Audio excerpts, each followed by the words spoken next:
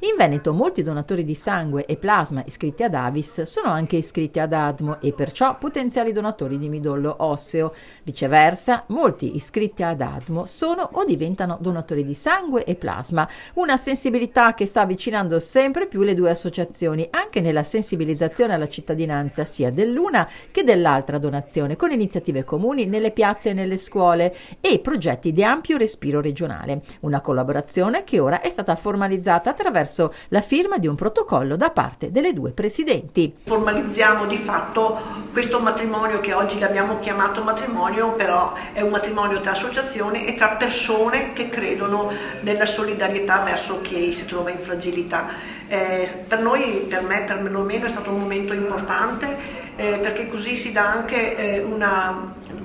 sensazione di collaborazione importante, perché a volte è difficile trovarci insieme con altre associazioni e lavorare insieme, perché comunque a volte il campanilismo è ancora molto presente. Io penso che noi che scegliamo di fare del nostro tempo libero un qualcosa verso chi si trova in un momento di criticità sia il momento più importante di collaborare, perché è fondamentale che è la squadra che vince. Noi abbiamo necessità di continuare la donazione del sangue intero, del plasma, per avere l'autosufficienza e gli ammalati hanno bisogno del midollo, della donazione del midollo per andare avanti. La sinergia che facciamo, noi abbiamo donatori che sono anche iscritti al registro dell'AMMO e viceversa abbiamo dei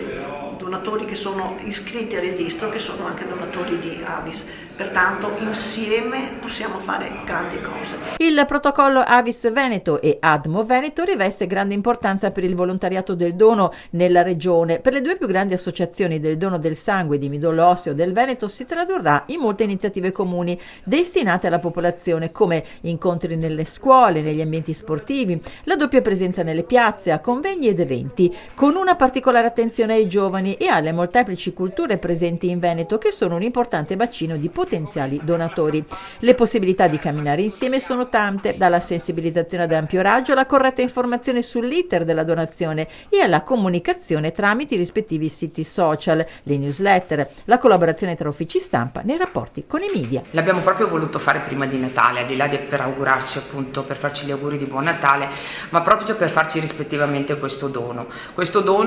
che venga poi sancito, perché sia io che Wanda crediamo molto nel far rete. Sembra una cosa scontata, ma assicuro che non lo è, e il fatto che entrambe